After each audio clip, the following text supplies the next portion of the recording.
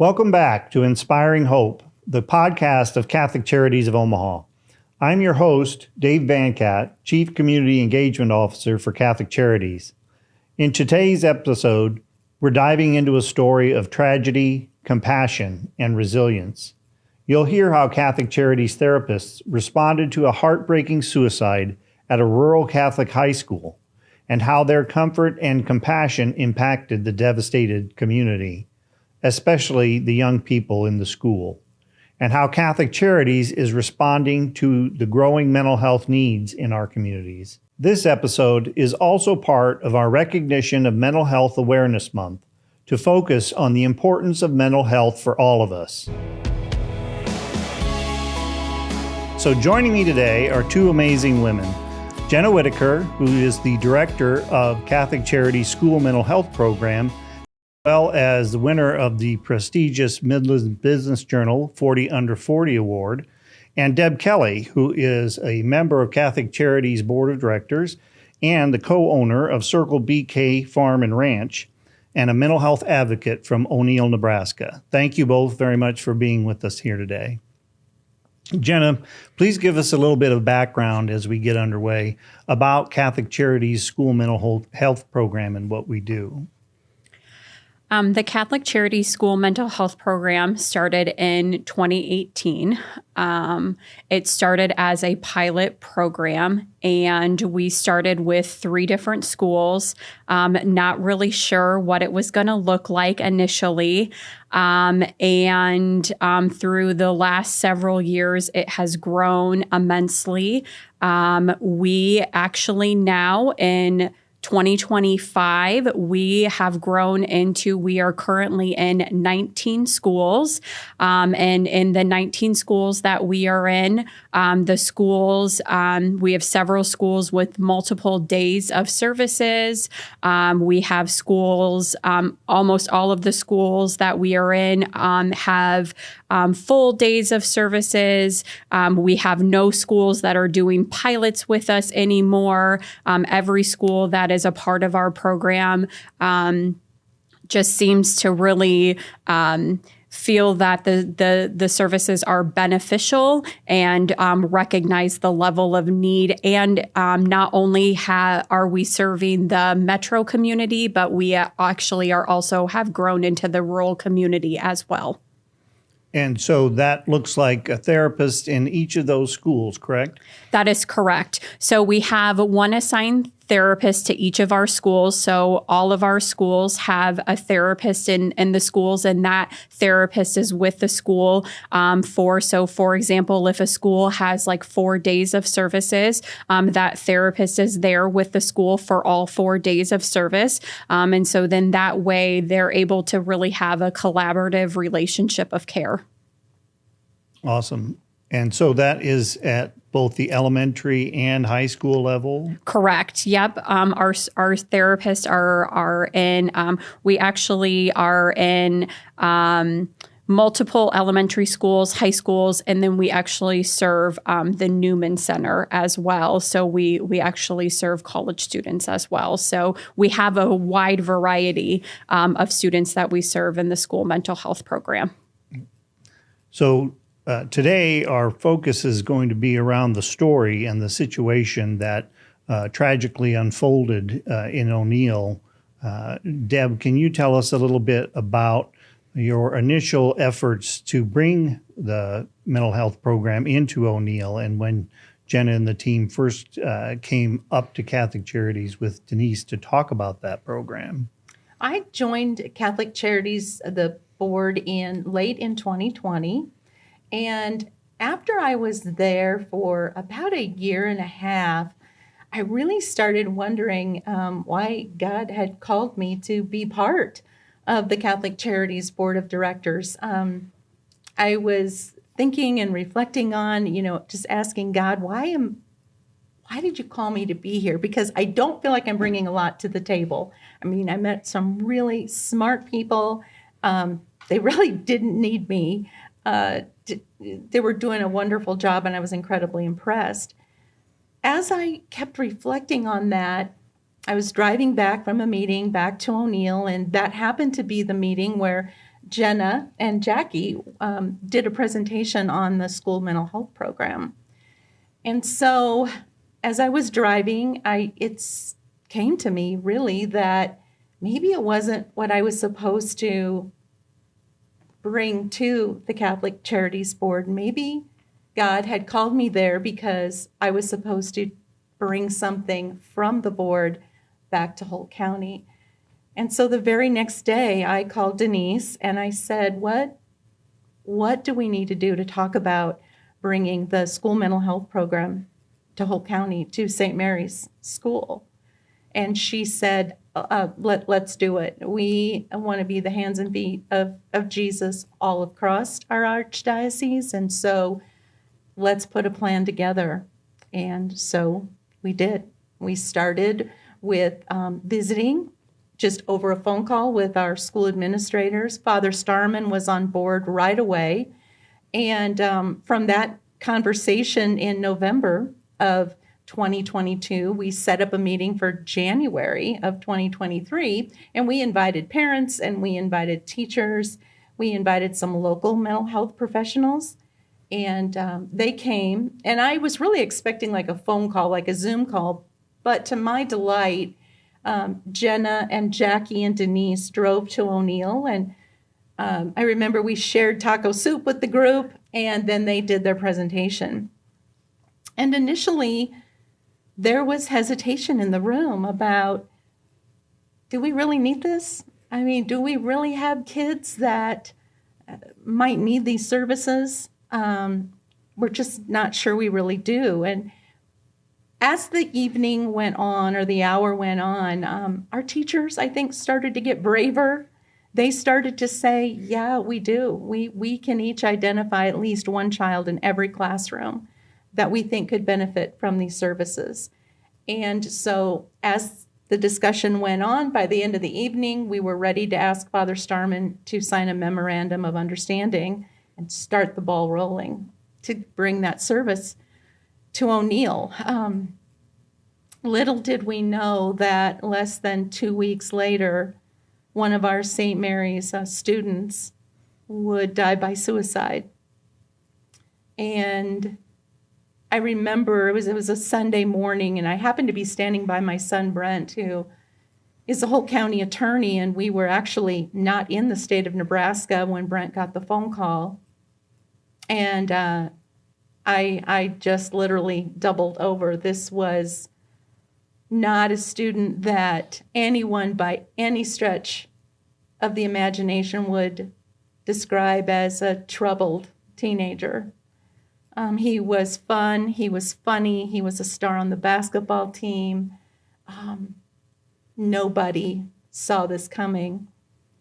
Now, at this point, I don't even know if the memorandum of understanding had been signed, but I called Jenny Schneider, one of our principals, and after I just told her how sorry I was, I said, Jenny, should I call Catholic Charities? And she said, please call them. We need help to navigate this. And so I called Denise in desperation and asked for her help. I got her voicemail. I didn't realize she was on a plane. When she landed, she picked up my message. She called me within an hour of that, and she immediately had connected with Jackie and with Jenna and her team. They already had a plan to come to O'Neill the very next day, bring Millie the therapy dog, and I will always be grateful for the words Denise said before we hung up. She said, we're there with you. We're going to see you through this. We are going to walk with your school, your community, as we go through this. And unless you've ever been in the position of having to navigate a school with something so tragic and so unexpected, you have no idea. It was like getting a lifeline. And I called Jenny right back, and I said, they'll come, they'll be there, they're going to send an email with an initial plan. And I could literally feel the relief 1,000 miles away just wash through her. as we knew we were going to have help. So Jenna, sadly, this was not your first experience with a student dying by suicide.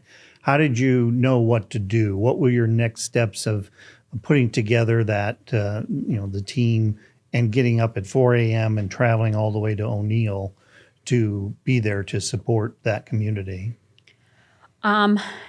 There was just no question, right? From the moment that I spoke to Denise that Sunday morning to, I know Deb and I had a conversation that day.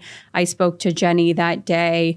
There was no question that we were not going to be there. We recognized that there was a community that was in need, and that is the heart of the school mental health program, is we're going to help those in need, and we wanted to be there. And I called every one of the therapists on our team. They were right away dropping anything and everything they could to be there to support the community of St. Mary's.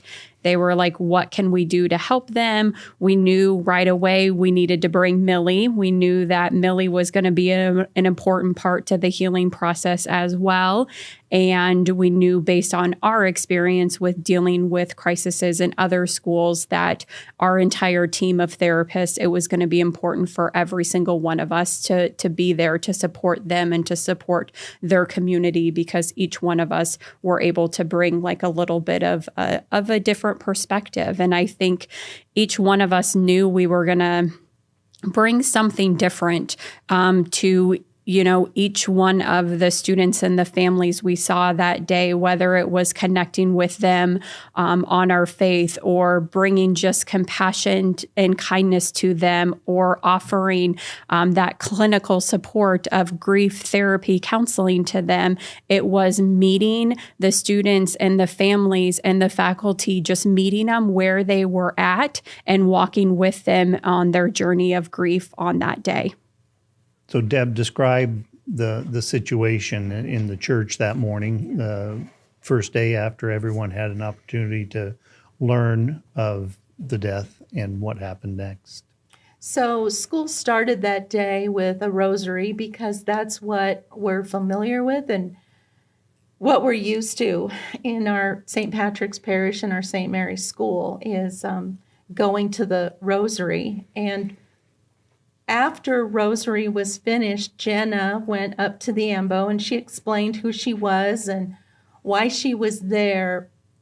And the very next thing that she said resulted in this collective, she just released people from an anchor. And she said, if any of you in this room right now, or if you're wondering what you could have said differently, what you could have done differently, what you are wondering if you did that you shouldn't have done, you got to let that go.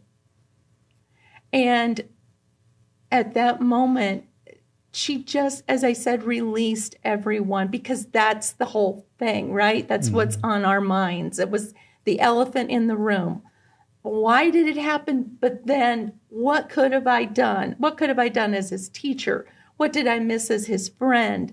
And so having that burden be lifted just really opened the door then, I think, for the healing that would eventually come. That first 36 hours is just crushing, obviously for his family, but then beyond that too, his friends, our whole community. Mm-hmm. So Jenna, how do you plant those seeds of hope in communities that are experiencing this type of grief? It's hard, right? And it's hard because grief is so complex, right? And as Deb was stating, the first step is acknowledging their grief, right? And acknowledging those feelings of guilt and acknowledging those what if questions. That's the first step. It's almost like acknowledging it, validating it, but almost helping them to kind of take those feelings away and saying there was nothing more that could have been done. You know, it's almost like going through, helping them to kind of understand what those stages of grief are, and helping them understand that there was nothing more that they could have done, that this was a tragedy, and there was nothing that they could have done differently in that situation. So it was helping to acknowledge those feelings. And then, you know, the next step is us just providing that support and equipping, you know, the school and the community with the resources and the tools and the coping mechanisms and just that support. And then it's just really important, and, you know, just that hope and healing process for us to just recognize it's not just about us walking with them in that crisis, but it's also about us being with them in that long term. You know, we recognize, you know, just in our relationship with St. Mary's, it wasn't just about us being there in that day and in that moment.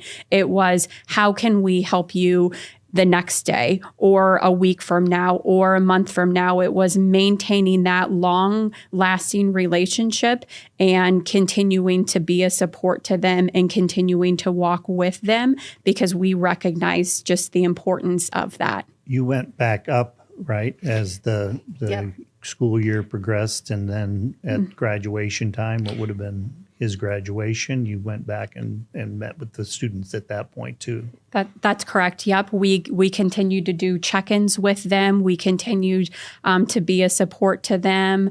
You know, just kind of continued to just let them know that we were there for them. And, as Deb said, it wasn't about the contract. It wasn't about, any type of services being established. It was just about that relationship that we had built. And that was more important to us than anything. It was just about that connection that we had and us being a support to them and us recognizing the need that they had and us wanting to be there to support them. So Deb, talk a little bit about what has happened between that point and now, and how the mental health program in St. Mary's School through Catholic Charities has had an impact on the students and community. So back to the initial discussion that Denise and I had the previous October about bringing that mental health service to O'Neill, we moved forward then with a contract for the following school year. And they were able to recruit a local licensed psychologist, and the program was put into place. And initially, it was a slow go, to be honest. In rural areas, I think we're more reluctant to seek brain health support. We're fine to tell somebody we're going to the orthodontist or the eye doctor, but we get uneasy talking about going to counseling or therapy. Part of that is it's not always readily available. We have to travel sometimes, means parents have to take off work. And that stigma of quote unquote, needing therapy was hard to overcome initially. We only saw 6 students that first year. However, we continued to push forward. We had one of our teachers she did a great job recording a video explaining the program in more detail. Jenna was also part of that. And we really tried hard to help them understand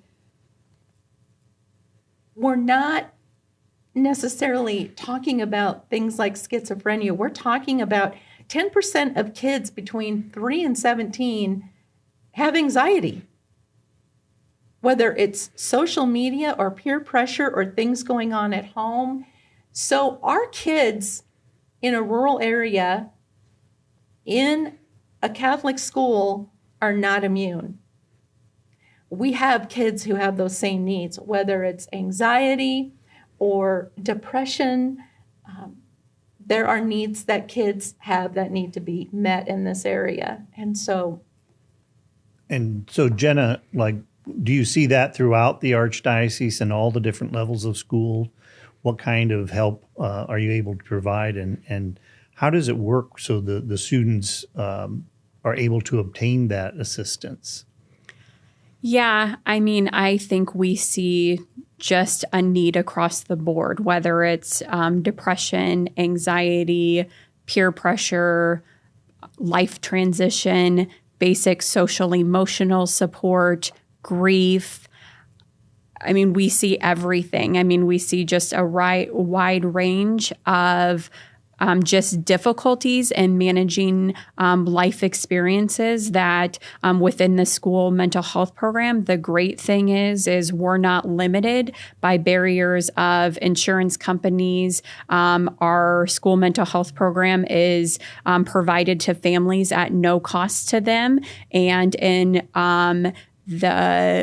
and at the comfort of the school. And so we're able to help families that, most therapy offices maybe would not be able to, because we're not limited by certain diagnosis or certain barriers that maybe would be limitations, or families don't have financial barriers, which I think sets us apart from most therapy programs. And we're able to just really meet students where they are at.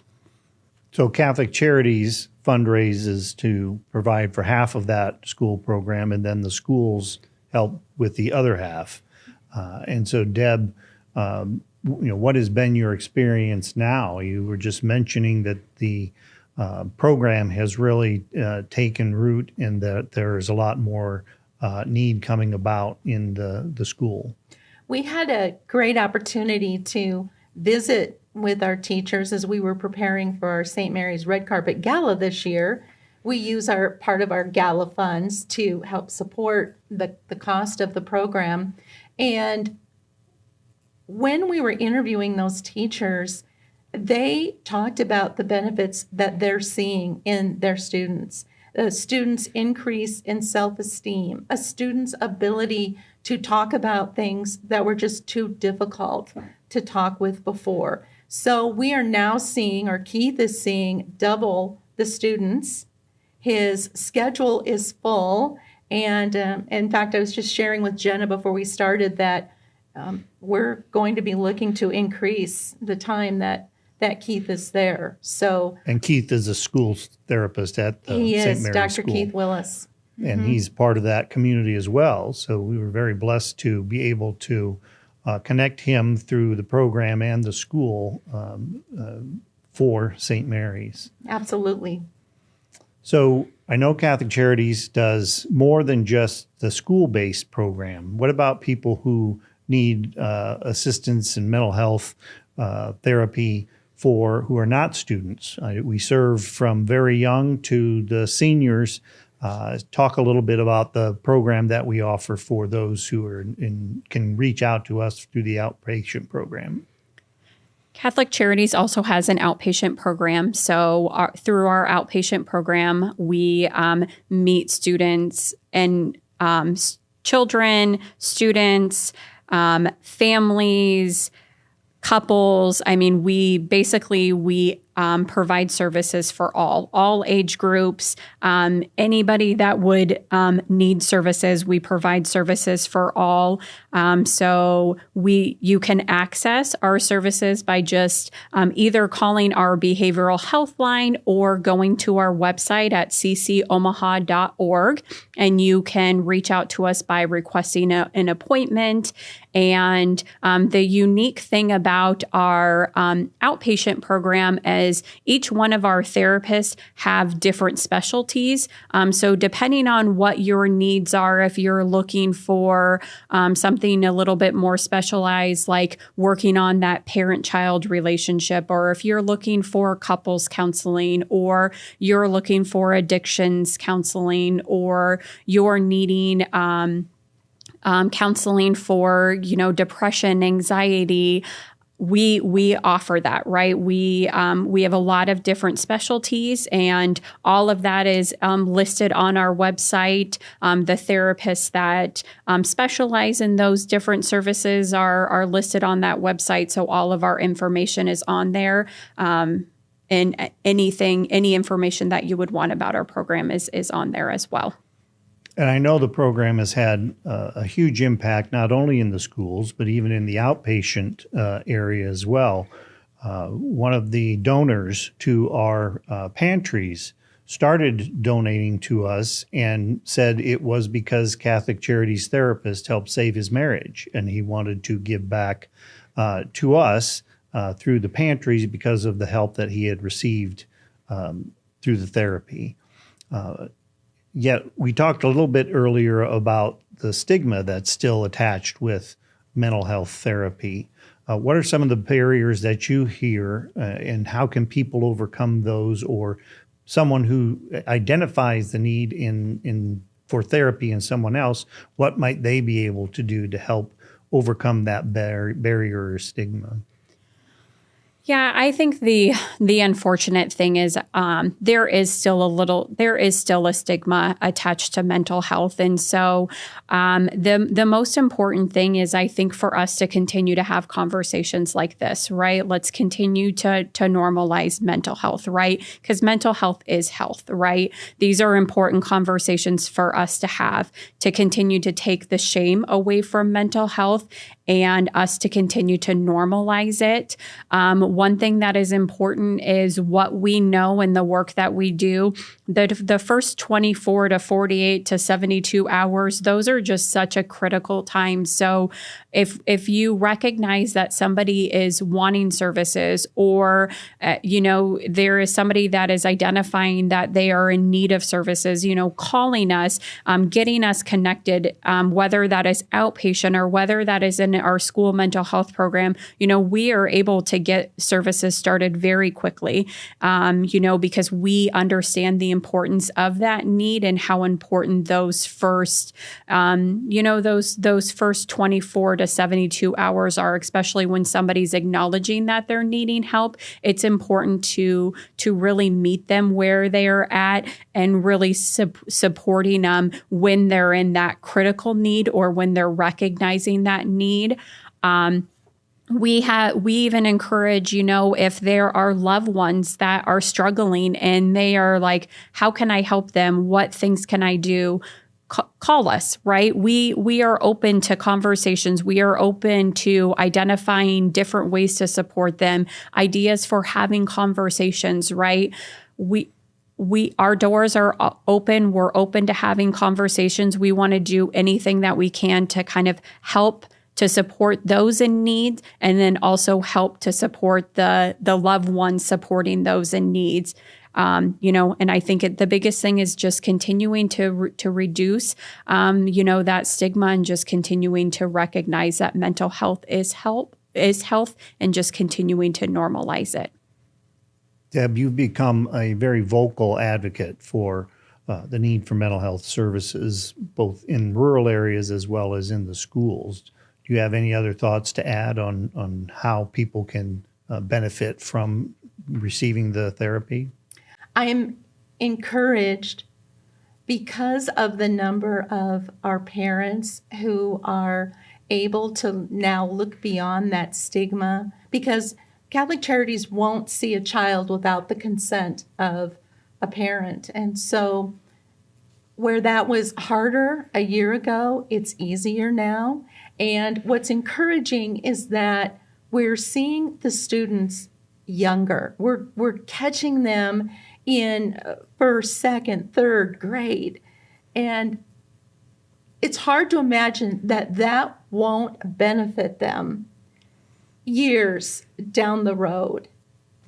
And so I'm very encouraged by seeing those children seek out those services and having such a positive experience. And to hear the teachers talk about what the children are really, how they're really benefiting coming back to the classroom and able now to, work better with their peers, to be calmer, to lose some of that anxiety. it's such a good thing. And so while it's open to children, in elementary school and in high school, it's really encouraging to see, I think, the number of younger children getting the services. It's only going to serve them well. And Jenna, last year, Catholic Charities did a mental health symposium for all the educators throughout the Archdiocese, which was another recognition that mental health is a very important issue, not only for the students, but talk a little bit about the feedback from the faculty and the staff from that symposium and how it helped their own mental health. Yeah, we hosted in September of 2024, we hosted a mental health symposium at the CHI Center. And then we also hosted a rural one in Norfolk at their Catholic school there. It was a very exciting opportunity. It was a day of mental health completely focused on our Catholic school educators. And the day was completely focused on them, right? It was us meeting them where they were at. It was a day of connection, and it was so well received.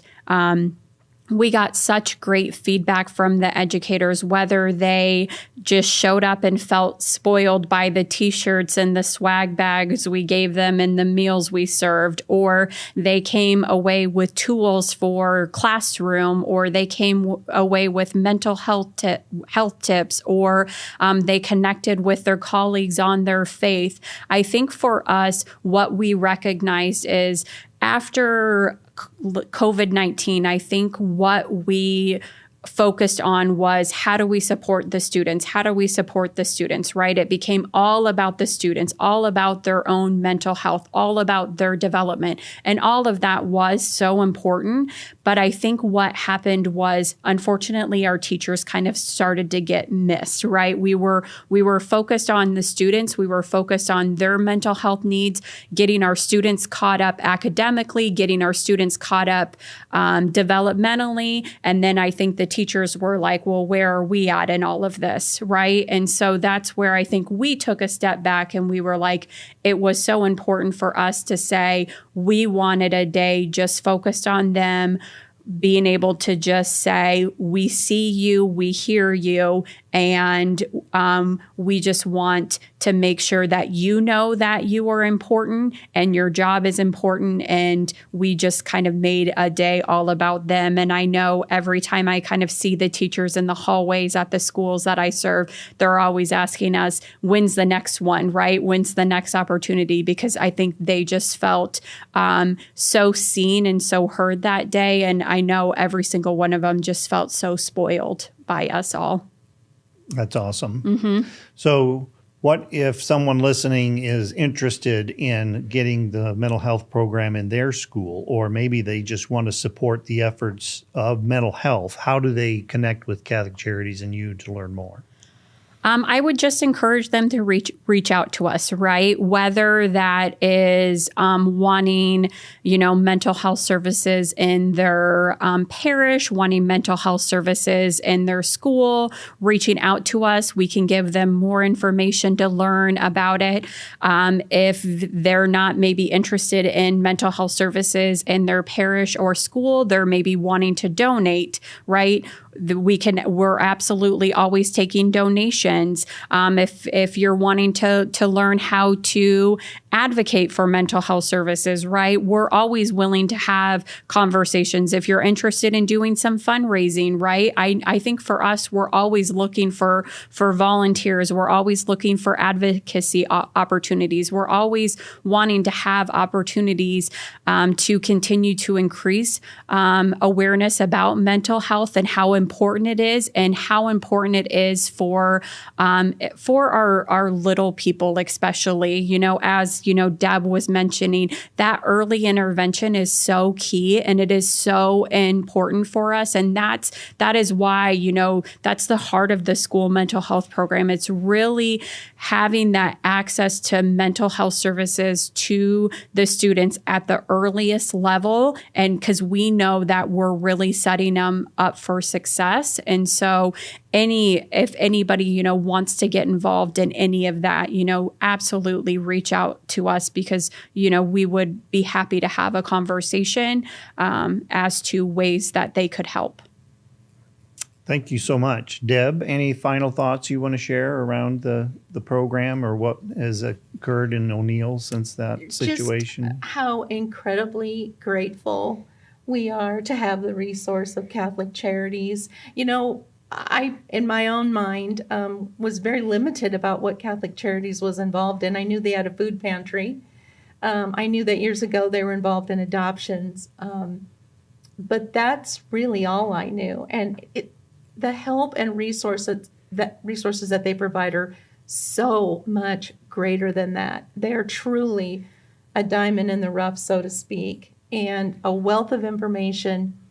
We feel very blessed that we've had the opportunity to bring them to O'Neill, and I think we're all very committed at St. Mary's to do whatever we can to help the next rural parish, next rural Catholic school who is interested in starting the program because, we had our share of hiccups. And so no need to reinvent the wheel. We can share with you what we learned, what we did better, and how it has positively impacted our kids. So here to help. That's awesome. Thank you so much, both of you, for sharing your time and your thoughts and your insights today. We know that this program has had a significant impact, not only in O'Neill, but throughout the Archdiocese on a number of schools and families. And so we are very grateful for all of the work that you do, Jenna, and all the advocacy that you do, Deb, throughout the Archdiocese to help people with their mental health. My pleasure. Thanks for having us. Thank you. Before we close, I want to offer a few questions to help you reflect on what we've heard today. Who in your life might need you to start the conversation about mental health? How might you be a consistent presence of hope in your school or workplace or parish? As we close today's episode, I want to leave you with this thought. Every conversation, every act of compassion, no matter how small, has a ripple effect. It reminds me of a story I heard about a man in San Francisco who decided he was going to jump from the Golden Gate Bridge. He left a note, said he's going to walk from his home to the bridge, and if even one person smiles at him, he won't jump. Sadly, no one did, and he took his own life. A smile is free. It costs nothing to share, yet it has an impact on everyone we choose to share it with. When we choose to talk about mental health, to check in on someone, or simply be present, we're not just helping others, we're building a culture of care, understanding, and hope. We talk about hope on this podcast, but we heard today what it really looks like in action. Hope showed up at 8 o'clock in the morning at that church in O'Neill, Nebraska, with a therapy team and Millie, the therapy dog. It spoke with compassion in a crowded church. The therapists wrapped themselves around the grieving community and said, "You are not alone." God is always there to help us and guide us to share His love with others and offer hope. Maybe you've been through a tragic death as well. Or perhaps you're silently struggling with the trials and tribulations of relationships or just life. Mental health doesn't have to be hidden, and support should never be out of reach. The truth is, the time is now. Someone out there needs exactly what you have to give: your attention, your empathy, your presence. So my challenge to you is this: start the conversation, send the text, make the phone call, show up in the way only you can, because the greatest gift we can offer is ourselves. God put us here to help others, and you can do that for someone in need. Thank you for joining us on Inspiring Hope. If this conversation resonated with you, please subscribe, share, and stay connected. If you want to learn more about Catholic Charities mental health services, visit our website at ccomaha.org. Until next time, remember, keep inspiring hope. God bless.